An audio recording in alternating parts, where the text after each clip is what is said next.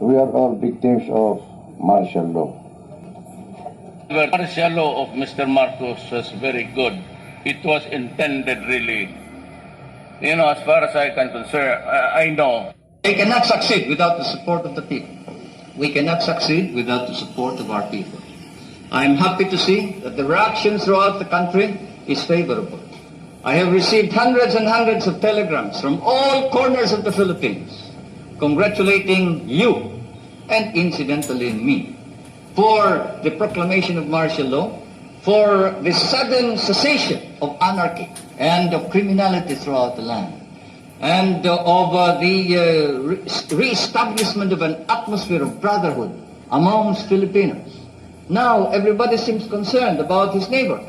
Now everybody seems to be involved in the destiny not only of himself but of the entire country and of the entire nation. And this is what we have been hoping and praying for. We must give to the poorest man whatever is his due. The rich man must now understand that this is a new kind of society. We will protect his rights. For whether he is rich or poor, he has rights. And those rights are as sacrosanct as the right of the military to dignity and to a reputation and a standard of proficiency to which he is entitled. Thus it is important that we must tell everybody, and I ask you to do this, to go out to your assignments, to your respective areas, to your units, to your area of operations, and tell everyone that every citizen in this country has rights, and those rights should be protected, whether he is a businessman or a mere janitor, whether he is a tenant or a landowner. Those rights should be protected, but we will treat each other as brothers. The landlord must now learn to live with the tenant, and the tenant must be given his due. I am proclaiming today land reform throughout the entire Philippines.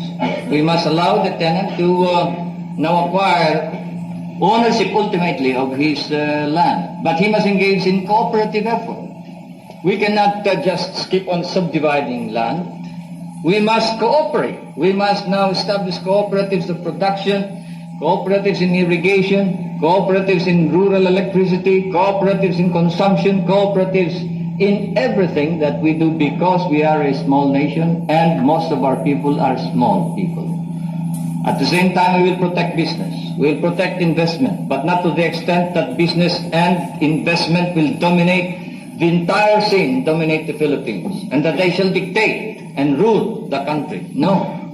The business section need no fear whatsoever. As I have said, the soldier is not only courageous, he is not only humble, he is fair, because that is his standard of not only living, but his standard for performance. That is his very life. That is the very meaning of his being a soldier. Fairness and justice. And so you tell each and everybody that they can expect fairness, justice. We will reform our society so we will weed out the corrupt in our government. We must do so, because a corrupt government is an insult to the entire country. And it encourages rebellion, it encourages revolution. There can be no success, no victory, no achievement if we do not alter and change our political institutions